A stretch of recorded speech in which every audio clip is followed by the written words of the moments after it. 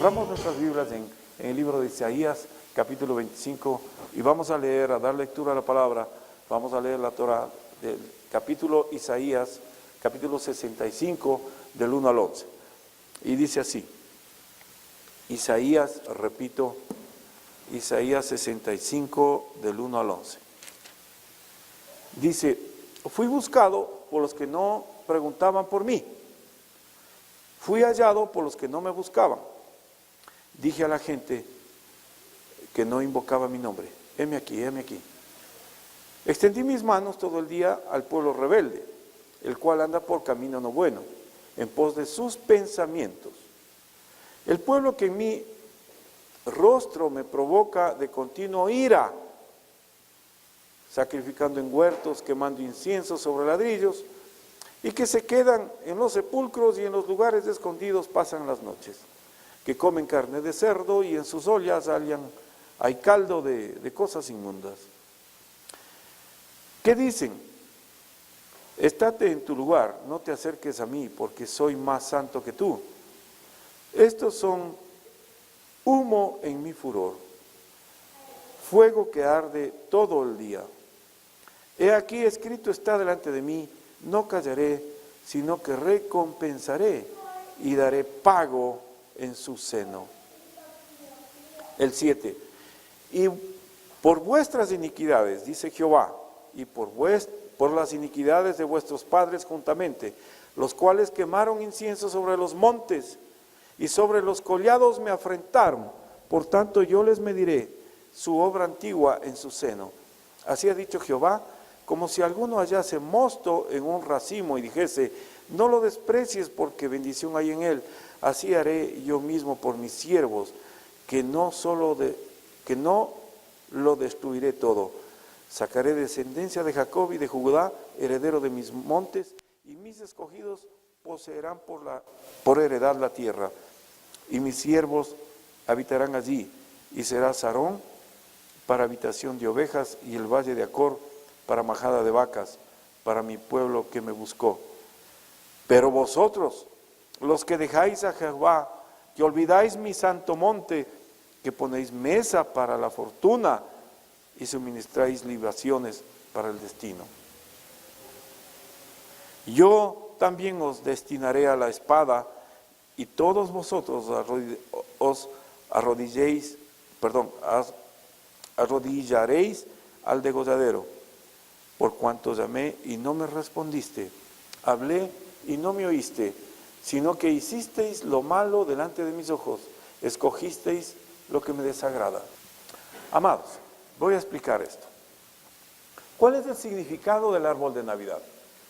El significado del árbol de Navidad está aquí, en este capítulo 65 de Isaías, del 1 al 11. Vemos que el Señor está hablando de que se van en esa época ya se iban. En esa época habían tribus paganas, ¿se acuerdan ustedes? Habían tribus paganas que comían cerdos y que se daban a las libaciones, se daban a las orgías, a las adivinanzas. Hoy en día es igual, hoy en día también es igual, comen cerdo.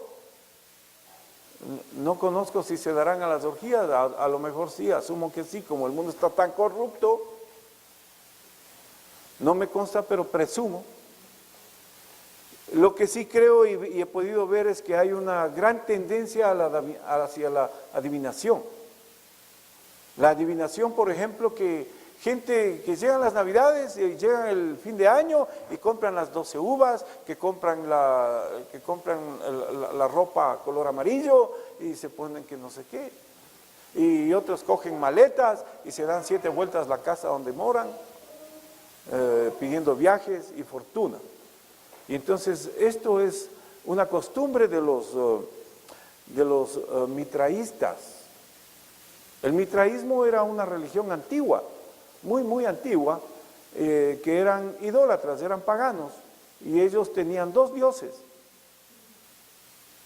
El uno era el dios a la prosperidad, a la fortuna, y el otro era el dios al destino, y le llamaban Gad. no God, sino God. Estos dos, digámoslo así, estas dos costumbres, estos dos modos de servir a esos dioses paganos, ha sido mantenido hasta la fecha. Yo les voy a pedir que vayan tomando nota de lo que estoy diciendo porque es muy importante que no se olvide. Es muy importante que no se olvide. Así que vaya tomando nota. Si es posible, en su Biblia, resáltelo, subráyelo, para que no se olvide. Porque estos son los secretos que no nos dicen. Nos han creado y nos han desarrollado una religión, una manera de entender la palabra de Dios que es completamente ajena a la voluntad de Dios. Yeshua HaMashiach primero nació en otra fecha. Primero nació en otra fecha. Y ya nuestro hermano nos enseñó cómo es eso del calendario. Bien, en Isaías 65, revisemos del 2 al 5 nuevamente, o del 2 al 4. Dice, extendí mis manos todo el día al pueblo rebelde, el cual anda por camino no bueno, en pos de sus pensamientos. ¿Cuáles son los pensamientos? Los pensamientos, ahí está el árbol, los bombillos que representan el sol, las luces, las estrellas. Y bien, entonces el 3 dice, pueblo que en mi rostro me provoca de continuo ira, sacrificando en huertos. Claro, y ahí vienen los huertos, incluso ya vamos a ver más adelante que toda esta celebración, este rito, lo hacían debajo de un árbol. Por eso la necesidad del árbol, que se mantiene hasta ahora. El mitraísmo tiene una correlación con otra tendencia religiosa muy fuerte, que es el druismo, y que también hacían lo mismo. Y tienen una celebración con un árbol. Pero esos son dioses paganos, son dioses que no tienen nada que ver con Yeshua HaMashiach, nuestro Señor y Salvador, nuestro Mesías. Bien.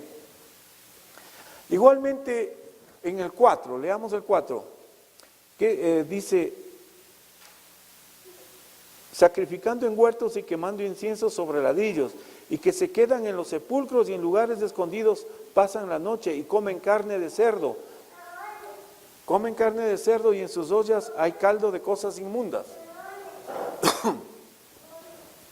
Muy bien. ¿Sabe cuál era el dios o la diosa de los druidas? Era Freya, perdón. Y ellos también mataban y comían puerco. Y la cabeza del puerco era ofrecida a esta diosa Freya. Por eso en la iconografía se le presenta a ella con unos dibujos como una mujer montada sobre la cabeza de un cerdo. Es una diosa de los celtas, tribus paganas. Vámonos corriendo al libro de Jeremías 10 del 1 al 4. Veamos qué dice. Oíd la palabra que Jehová ha hablado sobre vosotros, oh casa de Israel. Así dijo Jehová, no aprendáis el camino de las naciones ni de las señales del cielo. Tengáis temor, antes las naciones las teman, porque las costumbres de los pueblos son vanidad, porque el leño del bosque cortaron, obra de manos de artífice con buril. 4. Con plata y oro adornan, con clavos y martillo lo afirman para que no se mueva. Vea cómo es esto. Esta es una costumbre que está bien impregnada en la iglesia de Roma. Por ejemplo, ahí cortan el madero, le tallan bonito con cincel y luego de que le tallan, le enchapan con oro y con plata. Y le tienen ahí para que no se mueva. Pero desde esa época vemos que ya habían estas tribus paganas, que hacían lo propio. Muy bien.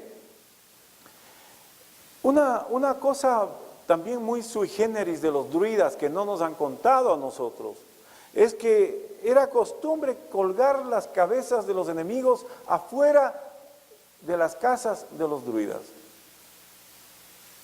como una señal de protección contra sus enemigos. Y también les colgaban las cabezas de sus enemigos en los árboles. En los árboles. ¿Por qué hacían esto? Los bombillos, según los entendidos, también simboliza eso, ¿no? Un poco la cabeza de los enemigos. Muy bien. Ahora, ¿qué es lo que dice la Torá? ¿Qué es lo que dice la palabra de Dios respecto de estas tradiciones y costumbres? Porque esto es algo que se ha hecho una tradición, una costumbre desde las épocas remotas. Estamos hablando de 2000, 3000 años antes de Jesús. Estamos hablando del libro del profeta de Jeremías, de Isaías. Entonces, ¿cómo es esto? Se ha mantenido esa tradición. Se ha mantenido esa tradición y se repite y se repite. Y por generaciones y generaciones se han venido repitiendo. Muy bien. Pero ¿qué es lo que dice la palabra de Dios? ¿Qué es lo que dice Dios de esto? ¿Qué es lo que dice la Torá? La Torá lo que dice es que nosotros debemos celebrar las fiestas de Dios. Dios se agrada en las fiestas que Él nos estableció para que nosotros las cumplamos. Y las cumplamos en santidad, en pureza, con Él y para su gloria. No para nada más, no para vanidad. Porque la entrega de regalos que se ha convertido en esta tradición no es otra cosa que vanidad. Es una muestra de afecto, probablemente dirán unos, otros, la mayor parte de personas pensamos que es un acto vanidoso. Mírame, ve, yo te regalo, aunque vos no me des nada. O sea, amados, volvámonos a Jeremías del 1 al 4. Verán lo que dice. No aprendáis el camino de las naciones ni de las señales del cielo. Tengáis temor aunque las naciones las teman. O sea, las naciones temen cuando cae un rayo, ¿no es cierto? ¿Ha visto cómo se ponen? Incluso yo, porque dice la palabra que un rayo, la voz de un trueno es la voz de Dios. Y entonces, claro, cuando yo oigo un trueno digo Dios está hablando. Pero normalmente, en condiciones normales, si viene un temblor, un sacudón fuerte, no creo que nadie de aquí deje de asustarse, o de por lo menos conmoverse un poquito. El 3, porque las costumbres de los pueblos son vanidad, porque el leño del bosque cortaron, obra de mano de artífice con buril, con plata y oro lo adornan, con clavos y martillo lo afirman para que no se mueva. Derechos están como palmera y no hablan, son llevados porque no pueden andar.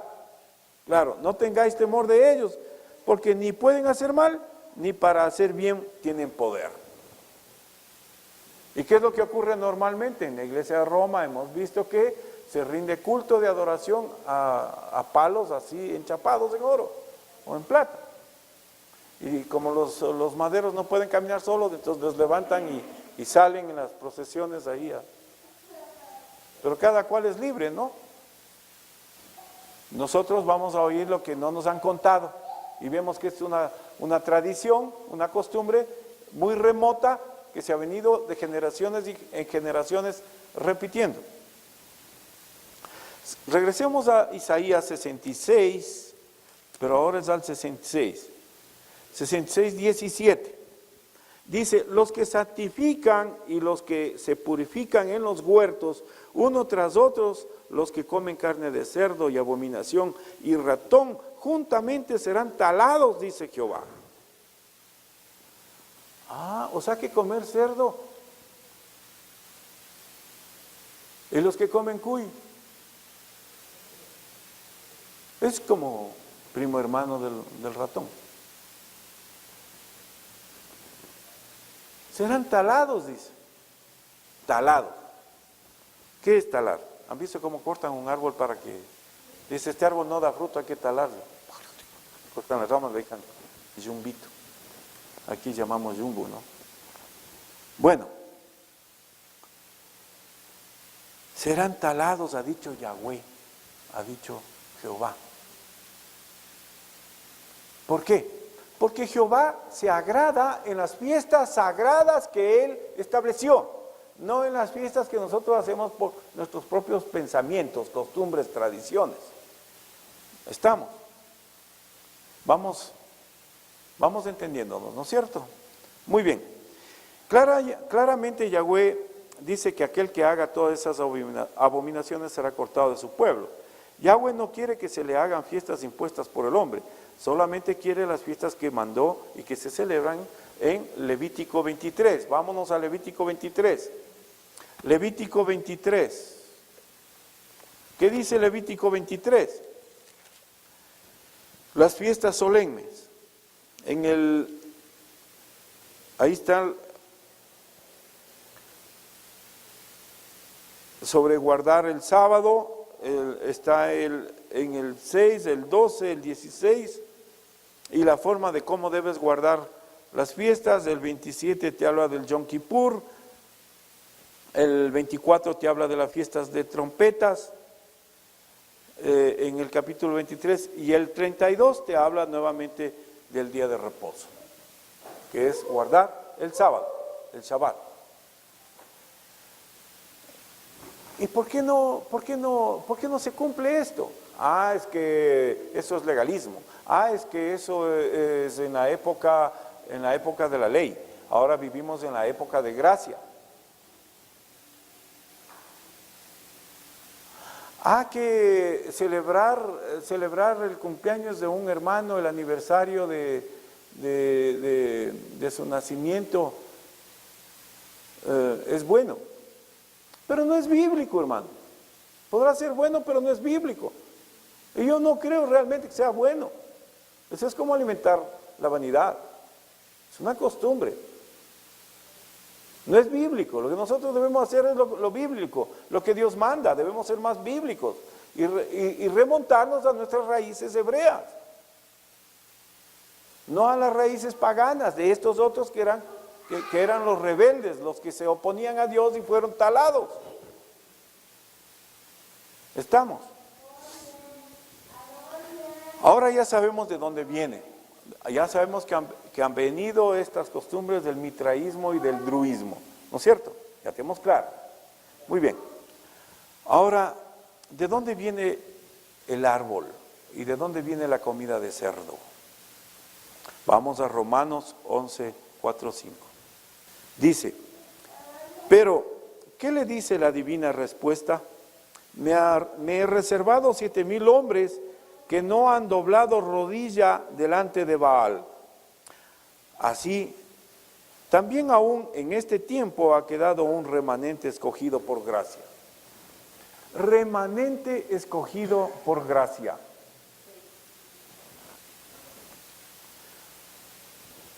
¿Quiénes son el remanente? Nosotros somos su remanente, porque nosotros no estamos en el mundo. Bueno, estamos en el mundo, pero no somos parte de este mundo. Y no cumplimos sus tradiciones, sus costumbres paganas. Muy bien. Regresémonos a Segunda de Reyes 17.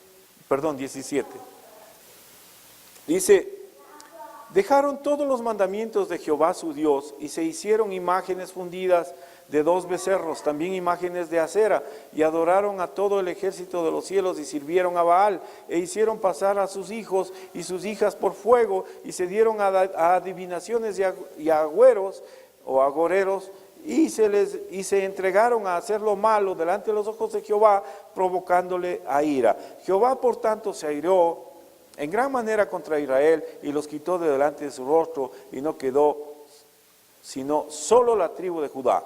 Mas ni aun Judá guardó los mandamientos de Jehová, su Dios, sino que anduvieron en los estatutos de Israel, los cuales habían ellos hecho, y desechó Jehová a toda la descendencia de Israel, y los afligió, y los entregó en manos de saqueadores, hasta echarlos de su presencia.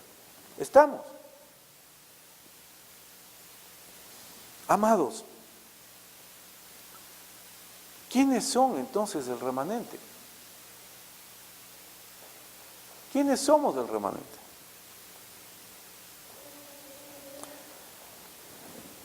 Nosotros si somos santos y cumplimos las leyes de Dios y cumplimos sus fiestas sagradas, entonces sí podríamos ser aceptos para el Señor y ser tomados como su remanente. ¿Cuál es la verdad de Santa Claus? De Santa Claus o Claus. Los antiguos alemanes consideraban que Berta, la diosa del hogar, que se celebraba y que se le veneraba en el solsticio de invierno, se preparaban para ella una serie de altares en una chimenea. Esta era la Berta a la que se le rendía homenaje. Pero ¿por qué Santa Claus no entra por la puerta a una casa, sino que entra por una chimenea? Porque los cristianos, sépalo usted, que los cristianos lo que tenemos es la característica de mezclar las cosas. Entonces cogimos algo de los druidas, cogimos algo del mitraísmo y cogemos algo también de estos alemanes, que eran otros mezclados con los británicos y que sacaron esta diosa Berta y que le rendían un altar en las chimeneas de sus casas en el solsticio de invierno. Y nosotros hemos recogido eso. Y los americanos vienen luego y este que era una celebración donde le vestían a un Papá Noel vestido de azul con ribetes de blanco, los americanos dijeron, no, tenemos que hacerlo de color rojo, y más o menos le dan el look, algo parecido a un obispo de la iglesia de Roma, y un hombre con barba larga, blanca, y cabello rizo y blanco, y entonces le dan la característica de un obispo de la iglesia de Roma. Y entonces la iglesia de Roma y todo han tomado esta costumbre y tradición con esta historia, y nosotros tenemos que repetir y conservar esa tradición. No, hermanos, eso no le agrada a Dios. ¿Tú quieres agradarle a Dios? Entonces renuncia a eso. Tienes que renunciar, porque si no le vas a obedecer a Dios, entonces no le hagamos cuentos. No le hagamos cuentos a Dios. Es como cuando, no voy a dar su nombre, alguien me decía, sí voy a dejar de fumar, pero poco a poco voy a dejar de fumar, ahora fumo 2 cajetillas, voy a tratar de dejar y voy a fumar solamente 1 cajetilla diaria. Y después iré rebajando a media cajetilla y después a 2, 3 diarios. Cuentos, pamplinas, carrizos, o dejas o no dejas. Así de simple. Durante la fiesta de Julelok, los celtas y los teutónicos invocaban a su dios Odín. ¿Quién era este dios Odín? El que debía presidir la fiesta de los regalos. Este Odín era el que daba los regalos a quien merecía. Entregaba los regalos a quien él estimaba que se los merecía. Y esa es otra de las costumbres incrustadas en esta mezcolanza de tradiciones. ¿Estamos? Porque es una mezcla del mitraísmo, del druismo, ya se me escapan hasta. Y entonces hemos llegado aquí ahora a una suerte de avalancha de costumbres ajenas, que no son lo que Dios dispone, que no son lo que Dios desea, que no es lo que Dios se agrada.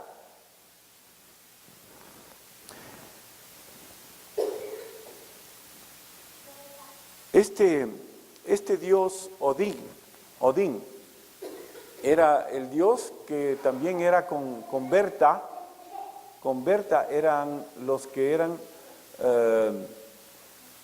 venerados por los alemanes, con esta Berta, que entraban por la chimenea. Y este era de traje azul, Odín, y llevaba los regalos.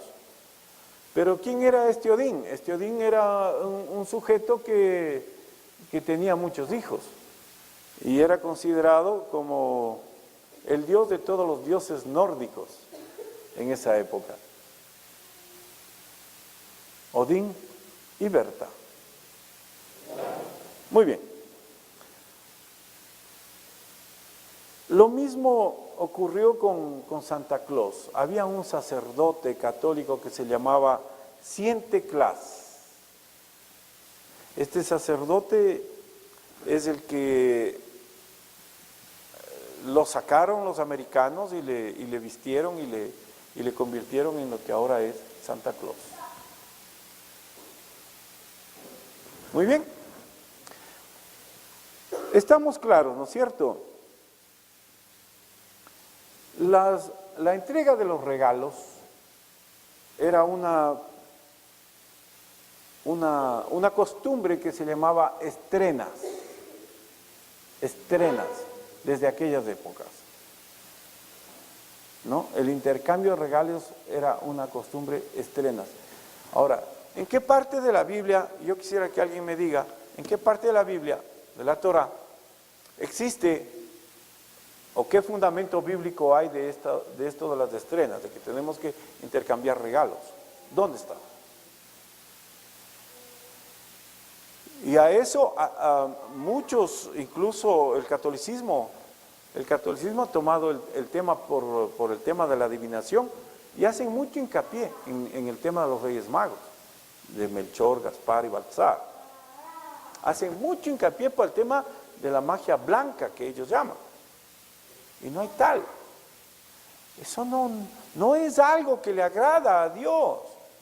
Definitivamente está al margen, está fuera de lo que Dios manda. Lo que Dios nos manda es a tener, claro, muchos dirán, este se ha judaizado al máximo, este es un judaizado. Muchos me van a criticar probablemente y muchos se alejarán y me dejarán y dirán, este es un radical. Pero ¿sabe qué? A mí, Dios conmigo, ¿quién contra mí? Es la cosa. A mí me vale, me resbala en lo personal. Y les cuento porque ustedes deberían pensar más o menos de la misma manera. Si alguien porque usted está cumpliendo la voluntad de Dios, se aleja de usted y no quiere volver a verle o le critica o se le burla, pues dele gracias a Dios, pues está ganando coronas en el cielo. Está construyendo su lugar en el cielo.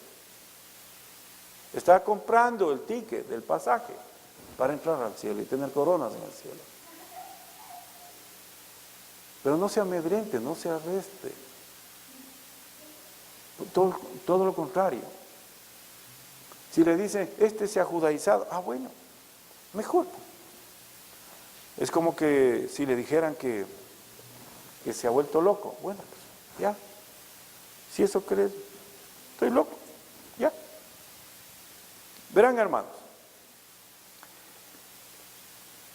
para concluir este estudio, quiero entrar al verdadero sentido que debería tener la Navidad. El verdadero sentido de la Navidad, no quiero desaprovechar la ocasión para hablarlo. Primero, que es la salvación, la venida de Jesús. Entonces, la santa recordación a un hecho tan trascendente como es la salvación, es otra cosa. Pero la Biblia no nos dice que debemos recordar el aniversario del nacimiento. Peor aún si hay duda. La Biblia no nos manda eso. La Torá no dice eso. Pero sí hay algo que a mí me parece que es lo más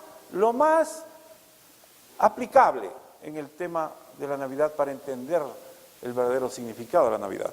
Vámonos al libro de Marcos, por favor, capítulo 5. Y ahí tenemos el endemoniado de Gadareno.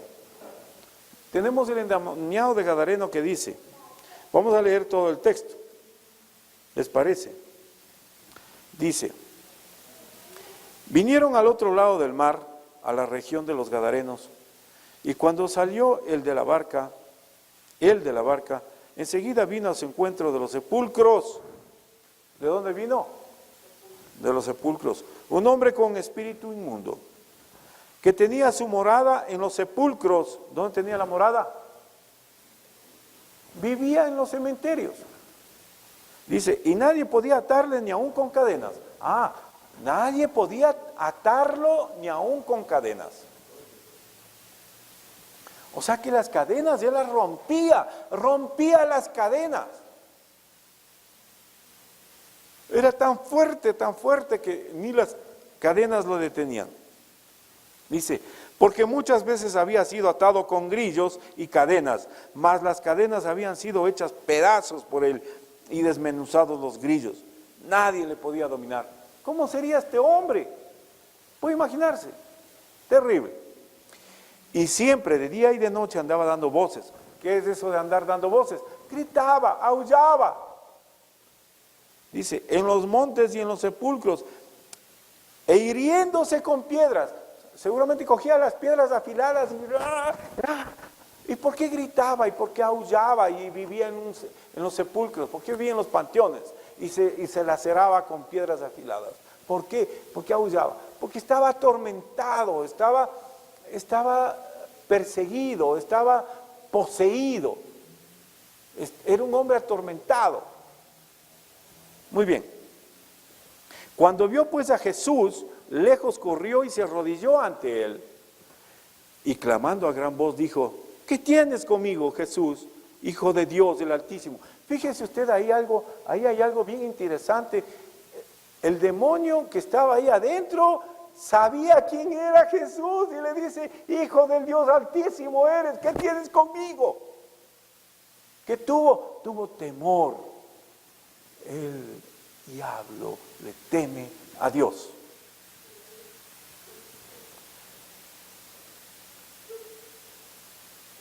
Te conjuro por Dios que no me atormentes. O sea, él ya no quería más tormento porque estaba viviendo en tormento. Dice, porque le decía, sal de este hombre, espíritu inmundo. ¿Qué era lo que le decía a Jesús? Sal de este hombre, espíritu inmundo. ¿Qué cosa? Y le preguntó, ¿cómo te llamas? Y respondió, Legión me llamo, porque somos muchos. Legión me llamo, porque somos muchos. Y le rogaba mucho que no los enviase fuera de aquella región. Allí estaba cerca un gran hato de cerdos paciendo, y le rogaron todos los demonios, diciendo, envíanos a los cerdos para que entremos en ellos. Y luego Jesús les dio permiso, y saliendo aquellos espíritus inmundos, entraron los cerdos, los cuales eran como 2,000. Eran 2,000 y entraron ahí. Y el hato se precipitó en el mar por un despeñadero y en el mar se ahogaron. Y los que apacentaban los cerdos huyeron y dieron aviso a la ciudad y en los campos y salieron a ver que era aquello que había sucedido. Mientras vienen a Jesús y ven al que había sido atormentado del demonio y que había tenido la legión, sentado, vestido y en su juicio cabal. Le ven sentado, tranquilito, ya no estaba atormentado. Le ven en su juicio cabal. Muy bien. Le ven en su juicio cabal, dice, y entonces tuvieron miedo. Los que le miraron, dice que tuvieron miedo. El 16. Y les contaron lo que habían visto, como le había acontecido a aquel que había tenido el demonio y lo de los cerdos. Y comenzaron a rogarle que se fuera en sus contornos. Al entrar él en la barca, el que había estado endemoniado, le rogaba que le dejase estar con él. Claro, le quitó el tormento y lo que quería es, Señor, yo me voy contigo. Donde quiera que tú vayas, yo voy contigo. ¿Y qué les responde el Señor? Verá lo que le dice. Vete a tu casa, a los tuyos, y cuéntales cuán grandes cosas ha hecho el Señor contigo y cómo ha tenido misericordia de ti. Vete a tu casa. ¿Qué le dice? tomará bien en cuenta lo que dice, ¿no? Vete a tu casa a los tuyos. Ajá. Vete a tu casa a los tuyos. Y cuéntales qué dice que les cuente. Cuán grandes cosas ha hecho el Señor contigo. Ajá. Aquí está el misterio para mí, la Navidad. Jesús vino a darnos vida, Jesús vino a darnos libertad a los cautivos. Jesús vino a darnos vida y vida en abundancia, vino a salvarnos. Él le salvó a este atormentado y Él vino por nosotros. Para mí el mensaje de Navidad es ese, que Él vino para darnos libertad a los cautivos, a los atormentados. Y por eso yo no me canso de dar testimonio de su poder y su gloria y contarles lo que Él ha hecho en mi vida. Porque para mí eso es Navidad, lo que Él es y vino a hacer. No como el mundo lo proclama en la época de Navidad, un Cristo vencido y crucificado y muerto, sino un Cristo glorioso, resucitado, con poder y vida eterna, salvación. Pongámonos.